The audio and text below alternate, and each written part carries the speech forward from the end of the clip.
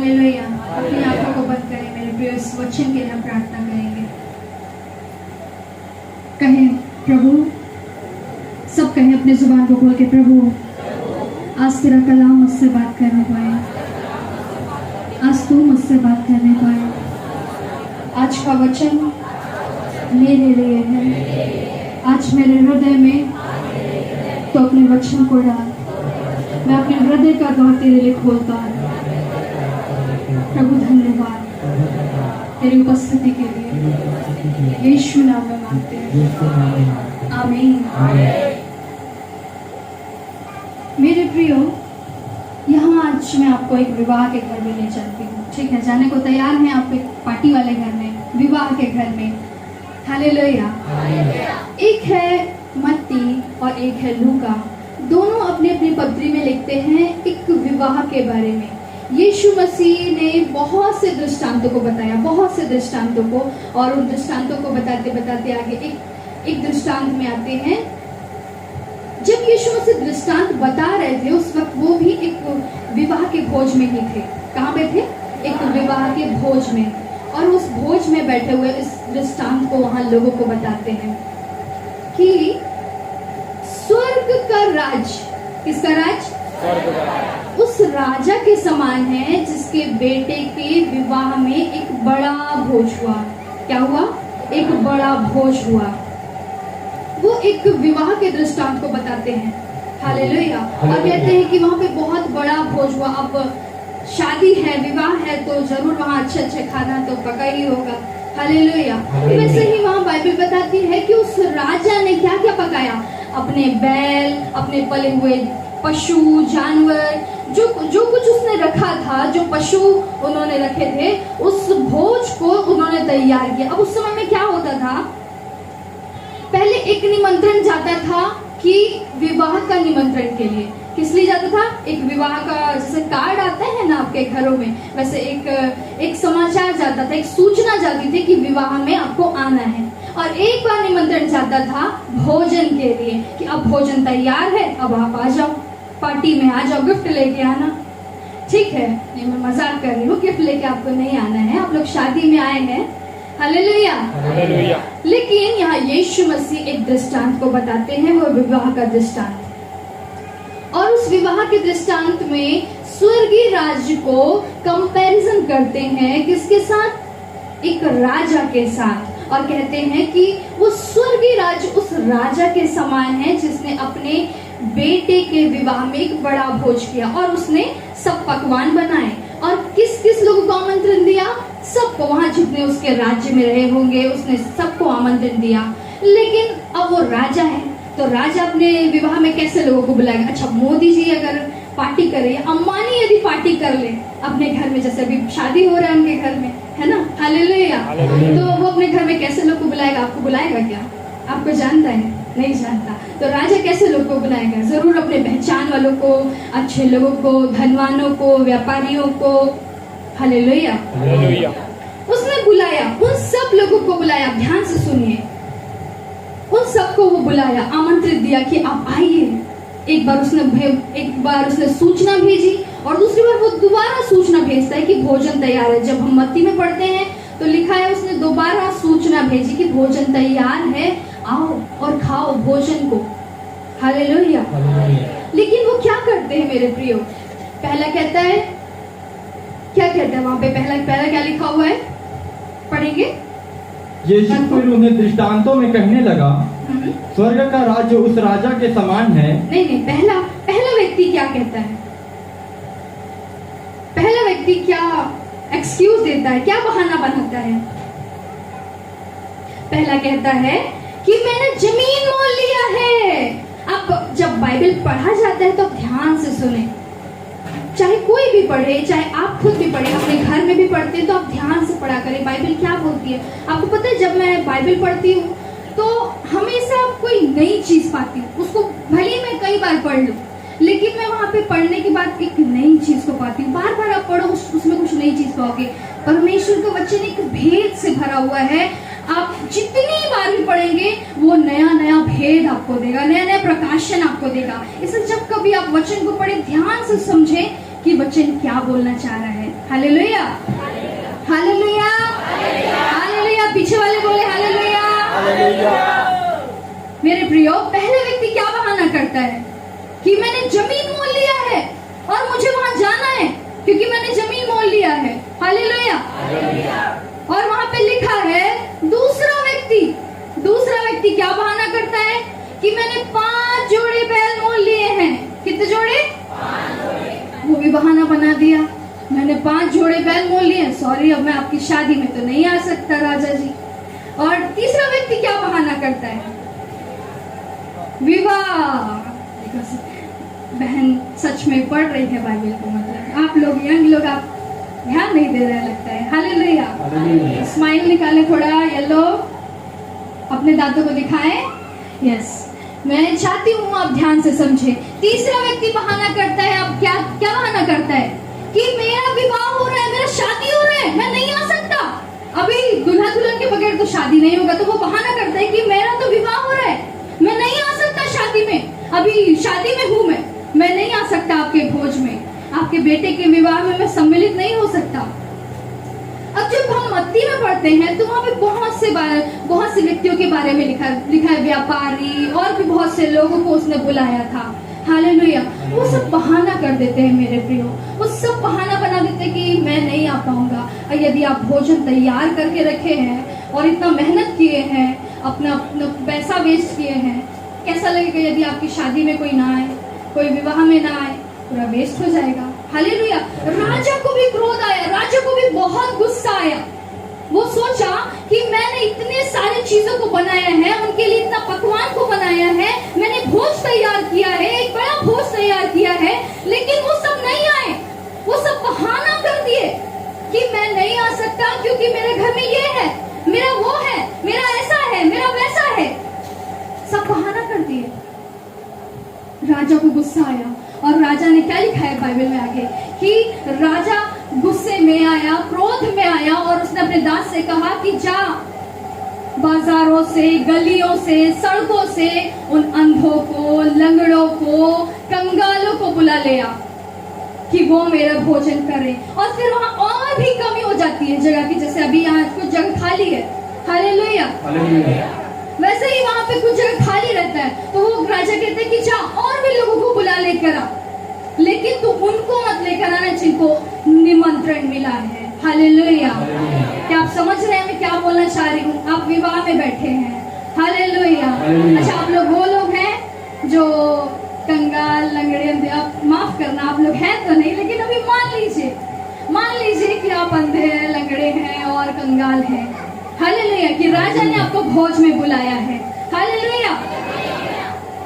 और मेरे प्रियो, बाइबल में लिखा है, आइए हम जब लास्ट में उसका पद को हम पढ़ते हैं तो क्या लिखा है?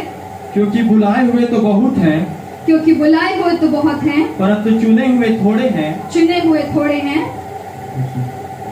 बुलाए हुए तो बहुत हैं, लेकिन चुने हुए थोड़े हैं। प्रभु का वचन बताता है स्वर्ग का जो रास्ता है वो बहुत ही सकरा है। मेरे प्रिय, हर एक वहां से नहीं जा सकता। आपको पता है क्यों? क्योंकि हम सब ना अपनी मनमानी में लगे हैं, आज अपने संसारिक जीवन में लगे हैं, आज अपने काम में बिजी हैं, अपने बच्चों में बिजी हैं। हालेलुया। आप समझ रहे हैं मैं क्या कहना चाहती हूँ? बुलाए हुए तो बहुत है, लेकिन चुने हुए थोड़े हैं। वो स्वर्गीय राज्य के जो फाटक है वो सकरा क्यों है? क्योंकि वहां से बहुत कम ही लोग जाएंगे, हर कोई नहीं जाएगा। मेरे प्रियो, शैतान जो इस संसार का, इस जगत का राजा है, उसने हमारे मनों को अंधा कर रखा है, हमारे मनों को बंद कर रखा है, हम ताकि आत्मिक चीजों को ना देख सके। किन चीजों को? आत्मिक चीजों को, जो परमेश्वर हमें दिखाना चाहता है, जो परमेश्वर हमें बताना चाहता है, हम उन चीज को ना देख सके। आपको याद है जब मैं शुरुआत में प्रार्थना करी थी तो मैंने आपसे क्या कहा? अपनी आंखों को कहें परमेश्वर पवित्र कर, अपनी जुबान को कहें परमेश्वर पवित्र कर, अपनी कान को कहें परमेश्वर इसे पवित्र कर, इसे आत्मिक कर, ताकि मैं वो सुन सकूं, मैं वो देख सकूं जो तू मुझे दिखाना चाहता है। कहें परमेश्वर, जोर से कहें परमेश्वर, आज मैं वो सुनूं जो तू मुझे सुनाएगा। भी सुनाए। मेरे कानों को पवित्र कर, मेरी आंखों को पवित्र कर, मेरी आंखों को पवित्र कर, मेरी जुबान को पवित्र कर, मेरी सोचों को पवित्र कर। हालेलुया। शैतान मेरे प्रियो आपके मनों पर कब्जा कर रखा है, आपके शरीर पर कब्जा कर रखा है। वो नहीं चाहता है कि आप उस सकरे मार्ग में आप जाएं, उस सकरे फाटक में प्रवेश करें। अच्छा, यहाँ दो रास्ते हैं, एक बड़ा रास्ता है, एक छोटा रास्ता। छोटे रास्ते से कौन आया? वही स्वर्ग में चलेगा। हालेलुया। मेरे प्रियो, वो स्वर्ग का जो रास्ता है वो बहुत सकरा है। आज परमेश्वर आपसे कहता है अपने वचन के द्वारा, बहाने बनाना बंद करो, बहाने बनाना बंद करो। हर एक बात में आजकल जवान, बूढ़े, यहाँ तक कि पास्टर, हम सब बहाने बनाते हैं। आज यीशु मसीह इस दृष्टांत को क्यों बता रहे हैं उस भोज में जाकर, उस विवाह में जाकर? क्योंकि आज हम इस स्थिति में है कि हम हर बात में बहाने ढूंढते हैं। आपको पता है, जब यंग लोग, जब यूथ लोग जब सोते हैं, जब बच्चे सोते हैं, जब वो जवानी की अवस्था में होते हैं, जब उनके मम्मी पापा उनको उठाते कि बच्चे स्कूल जाना है, तो क्या करते? थोड़ा बहाना करते हैं कि नहीं थोड़ा और सोने दो, नहीं आज स्कूल नहीं जाना है, आज बीमारी है, आज बुखार है, आज तकलीफ है। बहुत सारे बहाने बनाते हैं लोग, जबरदस्ती में बहाने बनाते हैं, है ना? कौन कौन बहाने बनाया? आप लोग नहीं बनाए? नहीं बना? अच्छा ठीक है, सबके बहाने बाहर निकालते हैं, देखते हैं कौन कौन आज सच्चा है। परमेश्वर आपको देख रहा है मेरे प्रियो। ये मत सोचिए कि अपना हाथ नहीं उठाएंगे तो परमेश्वर आपको नहीं देख रहा है। आप वो देखें, एक्सरे मशीन, एक्सरे मशीन क्या करता है? वो स्कैन करता है, बॉडी को स्कैन करता है। आप उसे रखेंगे, यदि आप हाथ का स्कैन करेंगे या शरीर का स्कैन करवाएंगे, अपना एक्सरे करवाएंगे, तो क्या करता है? पूरा स्कैन कर देता है, पूरा अंदर का चीज है खोल देता है, क्या बीमारी है आपको बता देता है। और हमारा स्कैनर वो है। हालेलुया। हमारा स्कैनर कौन है? प्रभु यीशु मसीह। हमारा स्कैनर कौन है? वो सब कुछ देख लेता है। आप अपना हाथ नीचे करो, चाहे कहीं भी जाओ, कहीं भी रहो, परमेश्वर आपको देख लेता है। आप बहाने को यहाँ ना बताओ, लेकिन वो देख रहा है। हालेलुया। मेरे प्रियो, उस भोज में आए लोग बहुत से बहाने को बनाते हैं, और आज हम भी अपने जीवन में यही कर रहे हैं। परमेश्वर हमको बुला रहे हैं, उस स्वर्गीय राज्य के लिए तैयार कर रहे हैं, लेकिन हम क्या कर रहे हैं? एक्सक्यूज दे रहे हैं, बहाने बना रहे हैं। बहाने बनाना बंद करिए मेरे प्रियो, बहाने बनाना बंद करिए। आज जवानों को मैं देखती हूँ, बहुत से लोग पाप में फंसे हुए हैं, बहुत से लोग गलत गलत कामों में फंसे हुए हैं। वो क्या करते हैं? अब वो कहते हैं कि मैं पाप में हूँ, अभी मैं पाप किया हूँ, मैं बहुत पापी हूँ, इसलिए अभी मैं कुछ नहीं कह सकता। जब मैं अपने पापों का क्षमा मांग लूंगा, जब मैं अपने पापों से अपना मन को फिरा लूंगा, उसके बाद मैं परमेश्वर के पास आऊंगा, उसके बाद मैं कोई कमिटमेंट करूंगा, उसके बाद मैं बपतिस्मा लूंगा, उसके बाद मैं चर्च आऊंगा। बहुत से बहाने हैं। मैं देखी हूँ कई भाइयों को चर्च में, अपने चर्च में या अदर चर्च में मैंने देखा है कि शराब के नशे में वो रहते हैं और कहते हैं कि नहीं मैं तो शराबी हूँ, मैं तो परमेश्वर का बहुत गुनाहगार हूँ, मैं कैसे चर्च आ सकता हूँ? मैं पहले शराब पीना छोड़ूंगा, उसके बाद चर्च आऊंगा। मैं पहले ये गुटखा खाना बंद करूंगा, फिर चर्च आऊंगा।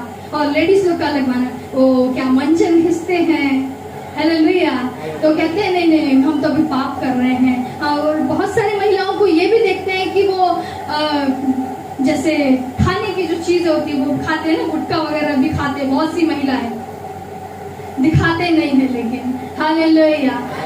मैं चाहती हूँ मेरे प्रियो, अपने बहाने बनाना बंद करें। हालेलुया।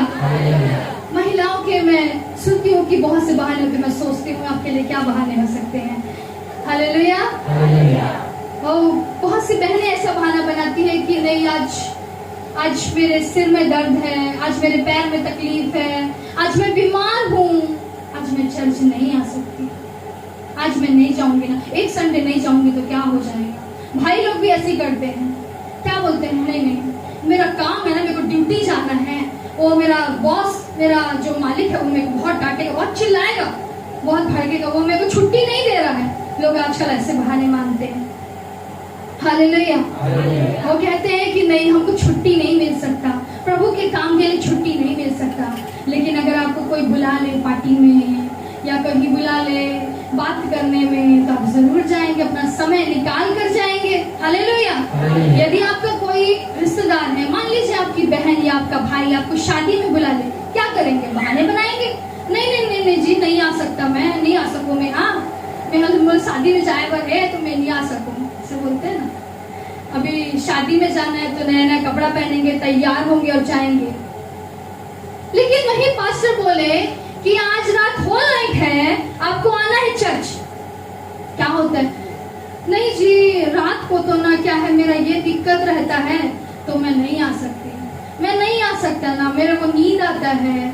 और बहुत से बहाने लोग बनाते हैं। यदि पास्टर कह दे कि आज आपको चर्च में आना है, आज प्रभु के दास या दासी या कोई और वक्ता, या आज मैं खुद पास्टर कहे कि मैं खुद आज प्रचार करूंगा, आज होल नाइट करेंगे, तो हमारे पास बहुत सारे बहाने रहते हैं। उसकी लिस्ट अगर हम बनाए तो बहुत ज्यादा लंबे हैं।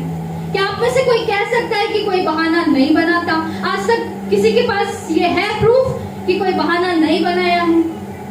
मसीह के लिए किसी के पास ये है, अपने हाथ खड़े करके बोल सकता है कि मैं बहाना नहीं बनाता हूँ, मैं बहाना नहीं बनाती हूँ? है? हर कोई बहाना बनाता है, मैं भी बहाना बनाती थी। हालेलुया। जब मैं प्रभु में थी तो बहुत सारा बहाना बनाती थी प्रार्थना के लिए कि नहीं प्रभु, आज बहुत अच्छा नहीं लग रहा है, आज मैं बहुत थक गई हूँ, तो आज मैं प्रार्थना नहीं करती ना, एक दिन नहीं करूँगी तो क्या हो जाएगा। लेकिन तब समझ में आया, जब परमेश्वर हमारे उस मार्ग को बंद कर देता है मेरे प्रेम, हमें तब समझ में आता है जब हमारे पास बीमारियां आती हैं, हमें तब समझ में आता है जब हमारे पास दुख आता है। मेरे प्रियो, आप एक एक बहाना जो आप करते हैं वो सब परमेश्वर देख रहा है। वो राजा जिसने आपको भोज में बुलाया है, अपने भोज में शामिल होने के लिए बुलाया है, वो सब कुछ देख रहा है, उससे कुछ भी छिपा नहीं है। स्कैन करने वाला वो है, वो स्कैन करने वाला वो है। हालेलुया। अभी हमारे साथ जो टीम में आए हुए आयुष, इनका बर्थडे है कल। हालेलुया। और इन्होंने जब हम इनको बोले तो इनका बर्थडे है तो बर्थडे मनाना है, यंग में तो रहता है कि नहीं बर्थडे सेलिब्रेट करना है, तो उन्होंने बहाना किया कि नहीं मैं नहीं आ सकता। लेकिन परमेश्वर ने उनके मन में ऐसा काम किया कि वो खुद अपनी मम्मी को बोले कि नहीं मैं जाऊंगा, मैं जाऊंगा। परमेश्वर के राज्य के लिए अपना एक कदम उन्होंने आगे बढ़ाया। आपका एक एक कदम मेरे प्रियो, एक एक जो आपको परमेश्वर पुकार रहा है और आप कहते हैं कि हाँ, आप कहते हैं यस, आप ये नहीं कहते कि नो, आप ये नहीं कहते नहीं। परमेश्वर सबको देख रहा है, स्कैन कर रहा है मेरे प्रियो। उन्होंने कहा कि नहीं मैं चाहूंगा क्योंकि परमेश्वर का कार्य है, मेरे बर्थडे से ज्यादा जरूरी परमेश्वर का कार्य है। Hallelujah, hallelujah. मैं चाहती हूँ कि आज आप ना कहना बंद करें, ये मत कहे कि नहीं मैं नहीं कर सकता। परमेश्वर यदि कोई आपको बोझ दे रहा है, हर एक के जीवन में बोझ है मेरे प्रियो। जो मसीह में आया, जो मसीह को स्वीकार किया, जिसने मसीह को उद्धारकर्ता ग्रहण किया, उन सब के ऊपर एक बोझ है। हम सब के ऊपर एक बोझ है। आपको ये जानना जरूरी है। हम मसीह को जानने के बाद कुछ ही महीनों के बाद हमें अपने चर्च के कामों में ध्यान देना चाहिए, अपने चर्च की बातों में ध्यान देना चाहिए। जैसे यंग लोग हैं, जितने यूथ लोग हैं, उनको उस टीम में, क्वायर टीम में रहना चाहिए, किसी किसी कामों में रहना चाहिए, किसी किसी कामों में। जैसे अगर किसी को काम नहीं भी आता है तो वो भी दरी उठाने में, झाड़ू लगाने में वो अपना सहयोग दे सकता है। हालेलुया। वो दे सकता है कि नहीं दे सकता? बहाने बनाना बंद करिए कि मेरे घर में काम है, सॉरी मैं झाड़ू नहीं लगा सकती ना, मैं जाना है, अभी मेरे को कहीं जाना है, बहुत अर्जेंट है, वहां जाना जरूरी है। बहुत बहाने बनाते हैं मेरे प्रियो। हमको परमेश्वर को ना कहना बंद करना है। यदि परमेश्वर आपको अगुवाई दे रहा है, यदि परमेश्वर ने आपको बोझ दिया है कि आपको चर्च में सेवकाई देना है, या आपको संडे स्कूल के बीच में आपको प्रचार करना है, या आपको किसी जवान के बीच में प्रचार करना है, या किसी महिलाओं के बीच में जाकर प्रचार करना है, या भाई आप लोगों को मैं कहना चाहती हूँ, आपको यदि कहा जाए कि आज आपको चर्च का काम संभाल संभालना है।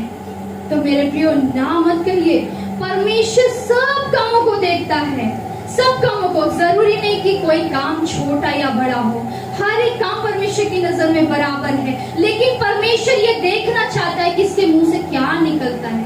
कहीं ये आज कोई बहाना बना के तो नहीं आया, नया बहाना। आप देखे होंगे कि जो लोग काम करते हैं, जॉब करते हैं, यदि उनको छुट्टी चाहिए तो अपने बॉस के साथ बहाना बनाते हैं, तो झूठ भी बोल देते हैं। कभी कभी तो कुछ लोग किसी को मार भी देते हैं, अरे मेरे घर में वो मर गया है तो आज मेरे को छुट्टी चाहिए, तो आज मेरे को जाना है। Hallelujah, hallelujah. बहुत बहाने हैं मेरे प्रियो हमारे पास, बहुत बहाने हैं। हालेलुया। परमेश्वर को ना कहना बंद करो मेरे प्रियो। आज मैं महिलाओं के लिए, जवानों के लिए, पुरुषों के लिए, मैं सबके लिए मैं एक बात कहना चाहती हूँ कि अपने शरीर को, अपना आपका जो शरीर है वो क्या है? बाइबल क्या बताती? पवित्र आत्मा का मंदिर है। क्या है? मंदिर है।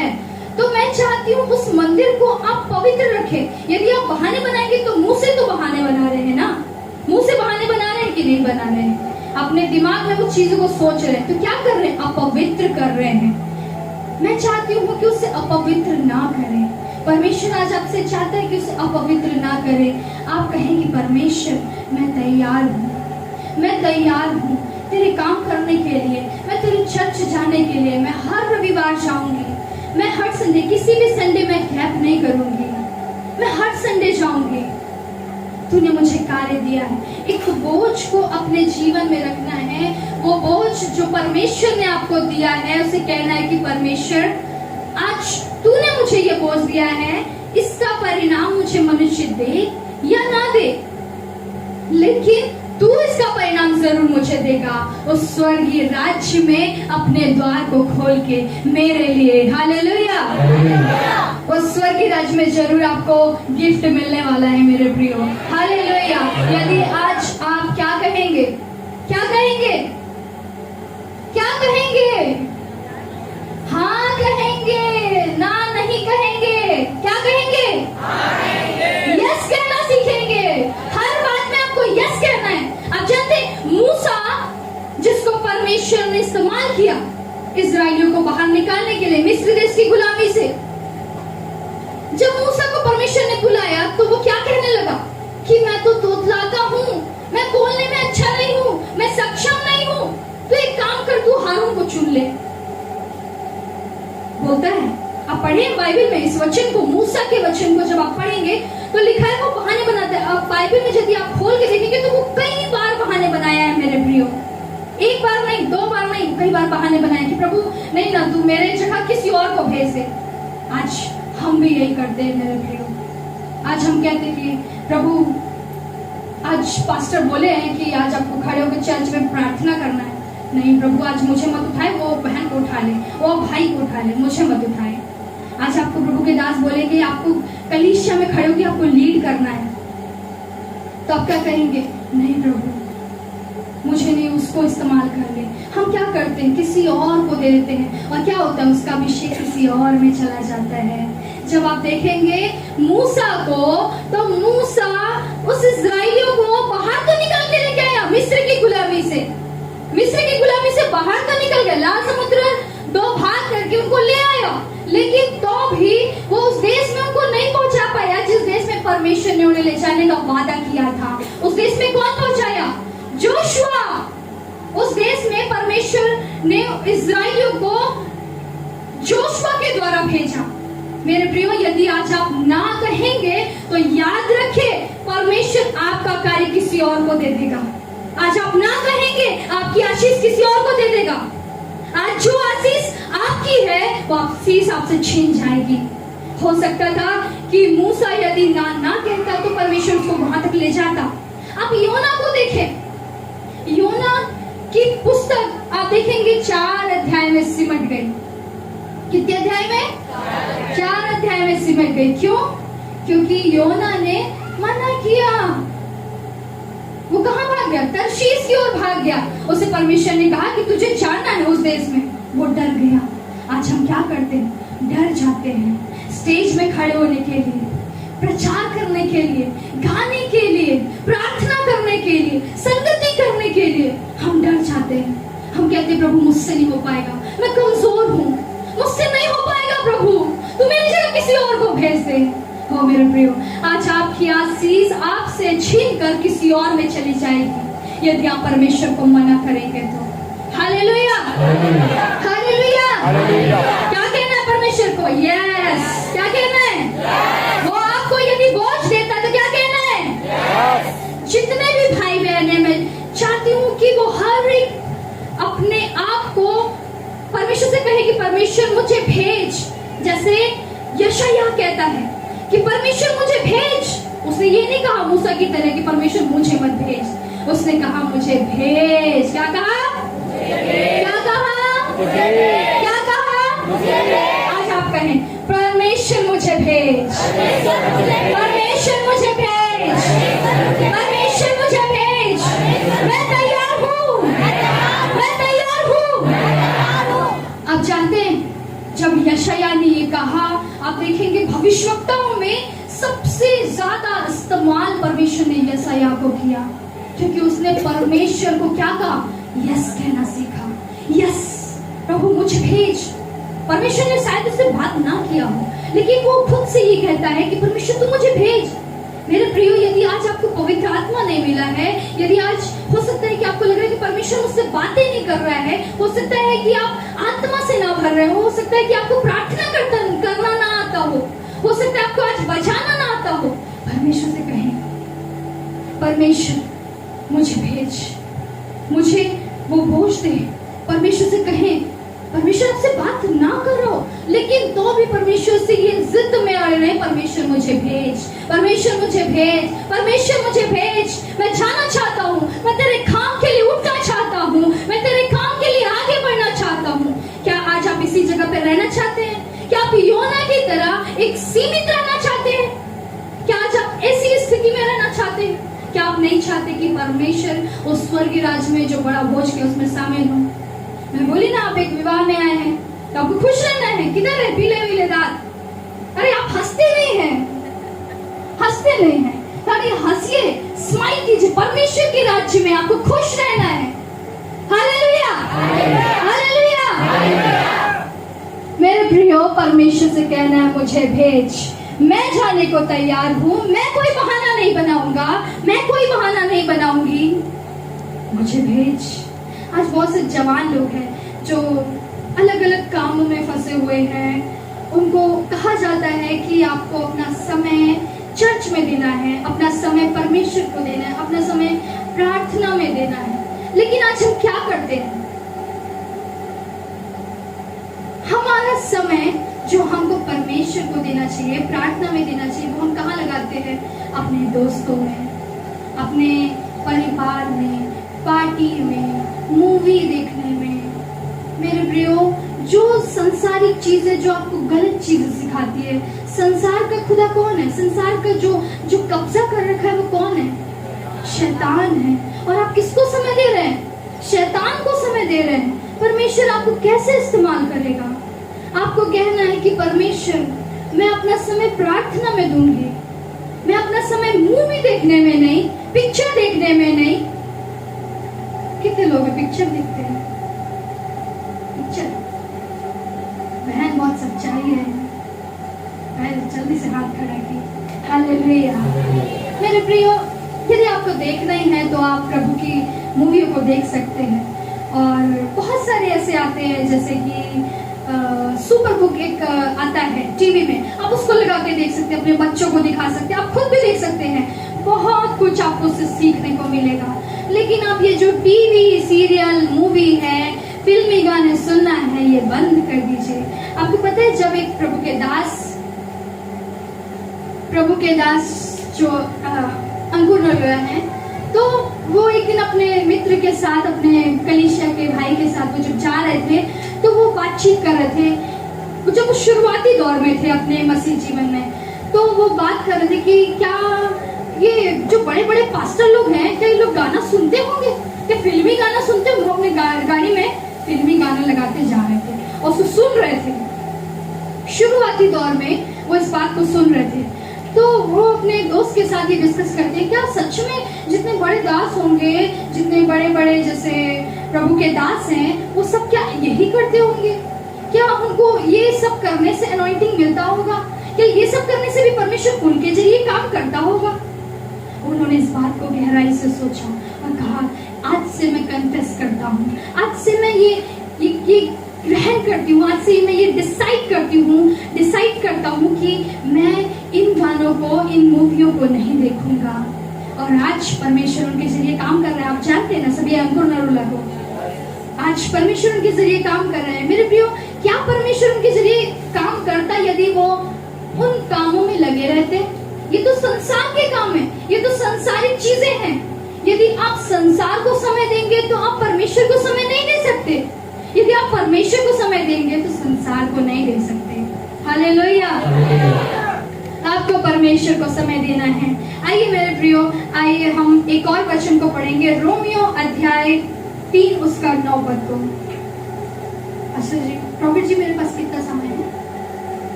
आधा घंटा। आइए पढ़ेंगे रोमियो अध्याय 3 उसका 9 पद। तो फिर क्या हुआ?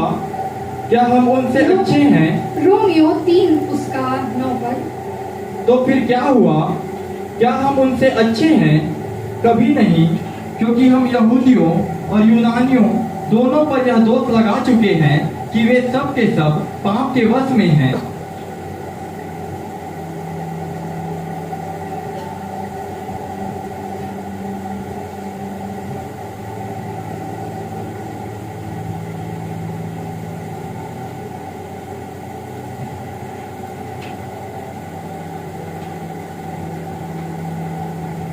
हालेलुया।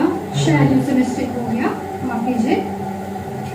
मेरे प्रियो, बाइबल में एक वचन है, लिखा है, हम जानते हैं कि व्यवस्था जो कुछ कहती है उन्हीं से कहती है जो व्यवस्था के अधीन है, इसलिए कि हर एक मुंह बंद किया जाए और सारा संसार परमेश्वर के दंड के योग्य ठहरे।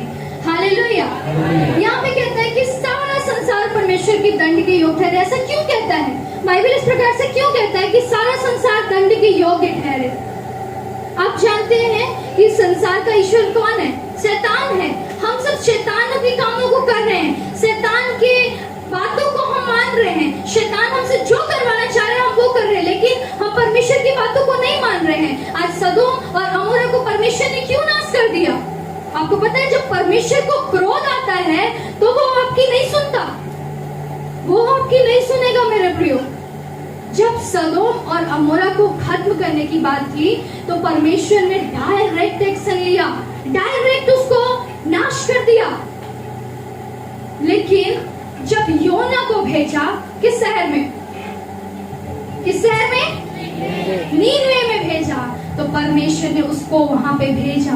उस नीनवे शहर को परमेश्वर ने डायरेक्ट खत्म नहीं किया, क्योंकि उसने परमेश्वर के बातों को माना। परमेश्वर ने सोचा कि मैं इसको तुरंत नाश नहीं कर सकता। मेरे प्रियो, आज आपके ऊपर निर्भर करता है कि परमेश्वर आपके ऊपर डायरेक्ट एक्शन ले या आपको क्षमा करने के लिए आपको एक बार फिर से मौका दे कि आप अपनी गलतियों को सुधार कर फिर से सही रास्ते पर आ जाएं। आप क्या चाहते हैं कि परमेश्वर आप पे डायरेक्ट एक्शन ले, आपको डायरेक्ट आपकी आशीषों को ले ले, या आपके जीवन में परमेश्वर हट जाए? क्या चाहते हैं आप चाहते हैं ना परमेश्वर मेरे जीवन में रहे, परमेश्वर मेरे जीवन में कार्य करे। योना जो नीनवे शहर को गया, जिसके कारण परमेश्वर ने उस शहर को बचा लिया, लेकिन आप वहीं देखेंगे सदोम और अमोरा को परमेश्वर नाश कर दिया।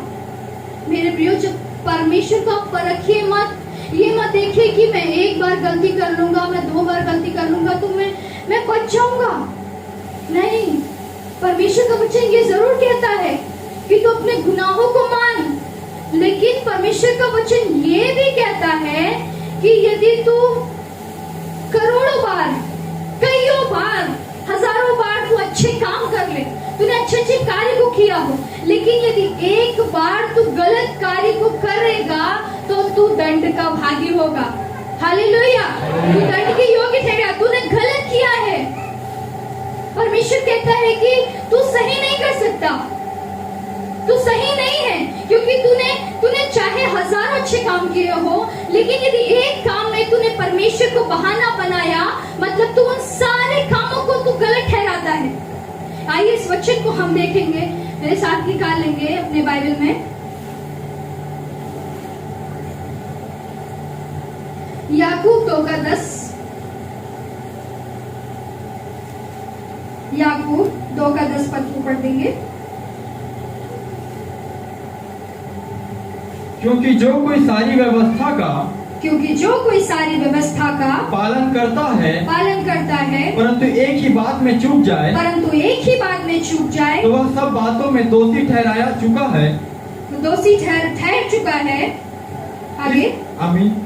आगे पढ़े 11। इसलिए कि जिसने यह कहा तू व्यभिचार ना करना, उसी ने यह भी कहा तू हत्या ना करना। इसलिए यदि तूने व्यभिचार तो नहीं किया पर हत्या भी की तू व्यवस्था का उल्लंघन करने वाला ठहरा। Hallelujah, hallelujah. मेरे प्रियो, ये वचन आपको साफ कह देता है, आप चाहे कितना भी अच्छा काम किया हो, चर्च में आप पूरे समय आते हो, संगति आप हमेशा करते हो, दशमांश आप बराबर देते हो, कलीसिया में आप बराबर आते हो, आप अच्छा व्यवहार भी करते हो, आप अच्छी संगति भी करते हो, आप उपवास भी रहते हो, लेकिन यदि एक बहाना आपने बनाया, यदि एक भी गलत कार्य आपने किया, तो कहता है बाइबल, परमेश्वर आज आपसे कहता है कि तुमने उन सारी व्यवस्था को तोड़ दिया, क्योंकि तुम गलत ठहरे। तुमने एक भी कार्य यदि गलत किया तो तुमने सारी व्यवस्था का उल्लंघन किया। लिखा है यहाँ पे कि तू हत्या,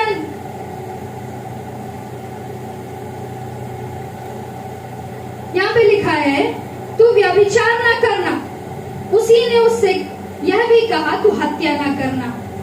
इसलिए यदि तू व्यभिचार तो नहीं किया पर हत्या की, तो भी तू व्यवस्था का उल्लंघन करता है। मेरे प्रियो, जिसने ये कहा है आपसे कि आप झूठ ना बोलना, लेकिन आप चोरी कर लेते हो, तो क्या करते हो? गुनाह करते हो। यदि आपको परमेश्वर ने कहा है कि तू नम्रता रखना, लेकिन तुम बैर रखते हो, तो क्या होगा? तुम गलत ठहर जाओगे। जिसने कहा तुमको प्रेम रखना, यदि आप किसी के साथ बैर रख रहे हो, तो क्या हो जाओगे? गलत ठहर जाओगे। मेरे प्रियो, परमेश्वर का वचन आज आपसे कहना चाहता है कि बहाने बनाना बंद करो, बहाने बनाना बंद करो, अपने संसारिक जीवन को जीना बंद करो। परमेश्वर यदि आज आपसे कहे कि आज मैं तुझे ये कार्य सौंपना चाहता हूँ, आज मैं तुझे ये कार्य देना चाहता हूँ, आज मैं तुझे उठाना चाहता हूँ, क्या पता आज परमेश्वर आपको आशीष देना चाहता हूँ और आप उस आशीष के लिए आप ना कह दे परमेश्वर को, नहीं परमेश्वर आज मैं नहीं जा सकता चर्च, प्रभु आज मैं नहीं जा सकता। और उसी दिन हो सकता है कि परमेश्वर आज उस दिन आपको नया आत्मिक वरदान से भर दे। क्या हो सकता है आपको चर्च में किसी और कार्य के लिए आपको रखा गया, कुछ भी हो सकता है मेरे प्रियो, लेकिन यदि आप ना कह देंगे, परमेश्वर उसकी जगह किसी और को चुन लेगा।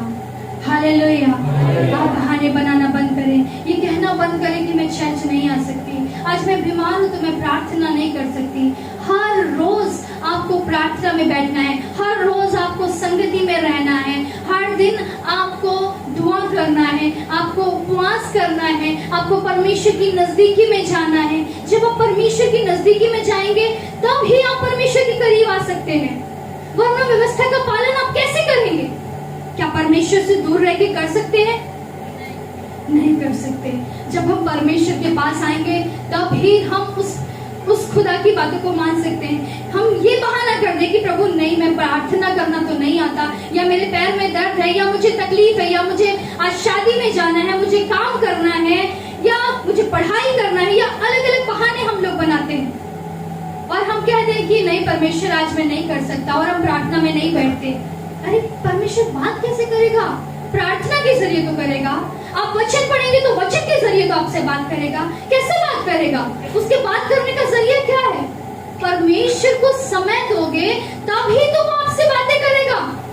परमेश्वर के सामने आप बहाना बनाना बंद करोगे तभी तो वो आपको आशीषित करेगा, तभी तो वो आपको आगे ले जाएगा। हालेलुया। जब आप परमेश्वर की आवाज को ध्यान से सुनेंगे कि आज वो आपसे क्या कहना चाहता है। नहीं प्रभु, आज मैं चर्च नहीं जा पाऊंगा क्योंकि मेरे पास ये काम आ गया है, मुझे नौकरी में जाना है, मुझे छुट्टी नहीं मिल रहा है। बहुत से पतियों को मैं देखती हूँ नहीं आते हैं, बहुत से पुरुषों को चर्च में, हर कलीसिया में मैं देखती हूँ महिलाओं की संख्या ज्यादा होती है लेकिन पुरुषों की कम होती है। क्यों? क्योंकि हम बहाने बना रहे हैं। आज बहुत से बच्चे आज चर्च से अलग हैं। क्यों? क्योंकि हम बहाने बना रहे हैं। और वो कौन सा बहाना है? कि हम प्रार्थना नहीं कर रहे उनके लिए। हम कह रहे हैं कि प्रभु अब वो तो शराब पीते हैं, अरे प्रभु वो तो व्यभिचार में है, अरे प्रभु मेरा बच्चा तो खेलने जाता है, मैं कैसे उसके लिए मैं कर तो रही हूँ प्रार्थना, मैं कर तो रहा हूँ प्रार्थना अपने बच्चे के लिए, मैं कर तो रही हूँ अपनी पत्नी के लिए प्रार्थना, अपने परिवार को परमेश्वर में लाने के लिए प्रार्थना तो कर रही हूँ, लेकिन अब कितना करूँ? विश्वास टूट जाता है, विश्वास कमजोर हो जाता है, आप डगमगा जाते हैं ये सोच सोच के परमेश्वर काम नहीं कर रहा है, परमेश्वर बोल नहीं रहा है, परमेश्वर उत्तर नहीं दे रहा है। वो कैसे देगा मेरे प्रियो? आपको लगातार आपको परमेश्वर के सामने बैठना है, आपको बहाने नहीं बनाना है कि परमेश्वर आज मैं इतना तो प्रार्थना कर चुकी, अब मैं नहीं करूंगी। अपनी बहन के लिए, अपने परिवार के लिए, आज वो नशे में है, आज वो परमेश्वर से दूर है, मैं कितना प्रार्थना करूं प्रभु, मैं कर तो रही हूँ, मैं कर तो रहा हूँ। ये बहाना है मेरे प्रियो, ये एक्सक्यूज है जो हम परमेश्वर को देते हैं। यदि आज हम परमेश्वर को समय दें तो आज परमेश्वर हमें कहां से कहां उठा देगा। हालेलुया। आज हम परमेश्वर को समय देंगे तो वो हमें क्या से क्या बना सकता है, आप जानते हैं। हालेलुया। आज हमको परमेश्वर को समय देना है, परमेश्वर के पास बैठना है, परमेश्वर से कहना है कि परमेश्वर बोल कि मेरे लिए क्या काम है। बहाने नहीं बनाना है भागने के, अपने पति के लिए प्रार्थना करने के, अपने बच्चों के लिए प्रार्थना करने के लिए, अपनी पत्नियों के लिए प्रार्थना करने के लिए, अपने परिवार के लिए प्रार्थना करने के लिए। आपको बहाने नहीं बनाना है, आपको कहना है हे प्रभु मेरे बच्चे को बदल, मेरे पति को बदल। आज वो व्यभिचार में है, आज बहुत से जवान लोग गलत चीजों में गिर रहे हैं, लेकिन आज मैं सुनी सिस्टर से कि इस चर्च में बहुत से यंग लोग हैं जो उन व्यभिचार से दूर हैं।